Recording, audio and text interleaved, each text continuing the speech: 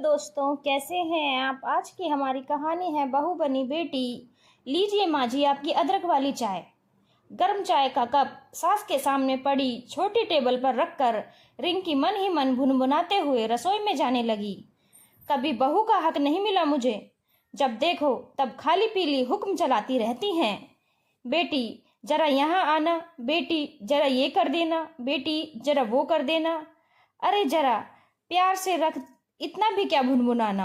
अच्छा एक बात बता, कभी कुछ कहा तुम्हें जो इस तरह उखड़ी उखड़ी सी रहती हो मुझसे? इतना कुछ तो कहती सुनाती हो मुझे। अब क्या लाठी लेकर मारोगी? हाँ जरूरत पड़ी तो मारूंगी। अच्छा अगर मैं कुछ कह दूं तो बुरी हो जाती हूँ।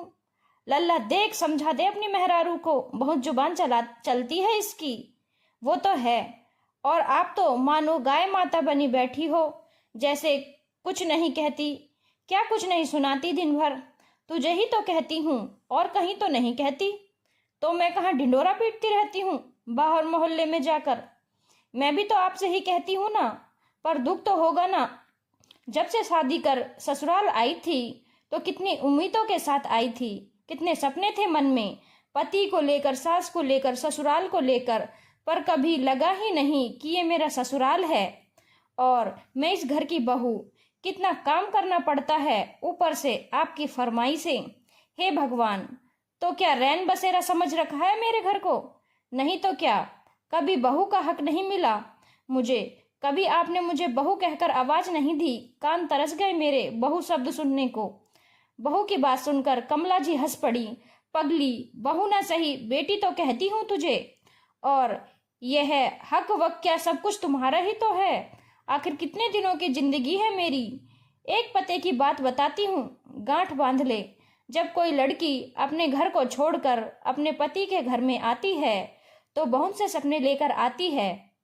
उसे वहां के तौर तरीकों को अपनाना पड़ता है। सास ननद के साथ सामंजस्य बिठाना होता है, जो कि पहले से नहीं, नकारात्मकता से भरा होता है, जो हर जगह सही नहीं होता। कोई सास या बहू कभी खराब नहीं होती। इनके रिश्ते में थोड़ा सा धैर्य और विश्वास की जरूरत है। जब सास और बहू के रिश्ते में धैर्य और विश्वास दोनों की कमी हो जाती है तो बहू को लगता है कि सास उन पर जिम्मेदारियां थोप रही है, और वहीं सास को महसूस होता है कि बहू उसके द्वारा दिए गए कामों को ठीक प्रकार से नहीं कर रही है, और यहीं से दोनों में खटर पटर शुरू हो जाती है। रिश्ते में दरार आने लगती है। इसीलिए मैंने तुम्हें कभी बहू का हक नहीं दिया, सदा अपनी बेटी माना है। मुझे लगता है बहू तो बेटी हो सकती है, लेकिन बेटी कभी अपने ही घर में बहू नहीं हो सकती।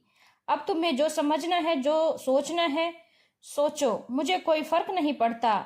हाँ तुझे जो कुछ कहती हूँ बाहरी मन से कहती हूँ, बस कहना नहीं आता मुझ पर। प्यार बहुत करती हूँ तुझे। कभी बीमार पड़ती है तो मैं ही देखभाल करती हूँ, तुम्हारी अम्मा नहीं आती। हाँ अलग बात है कि तेरे मेरे रिश्ते में अगर हल्की फुल्की खटर पटर नहीं बनी रहेगी तो मजा नहीं आएगा मुझे। रिंकी सास की बातें सुनकर मुस्कुरा दी। जानती थी उसकी सास बुरी नहीं। अब दिमाग ठंडा हो गया हो तो एक कप और अदरक वाली चाय बना ला मेरे लिए, माथा दर्द करने लगा मेरा तुझसे बात करके। रिंकी ने पलट कर कहा, कहिए तो अगली कप लहसुन वाली बना लाऊं? अपनी अम्मा को पिलाना लहसुन वाली चाय, मेरे लिए तो अदरक वाली चाय ही सही। दोनों खिलखिलाकर हंस पड़ी। ठहाकों से पूरा कमरा गूंजने लगा। धन्यवाद दोस्तों। अगर आपको कहानी अच्छी लगी हो तो चैनल को लाइक, शेयर और सब्सक्राइब करना ना भूलें।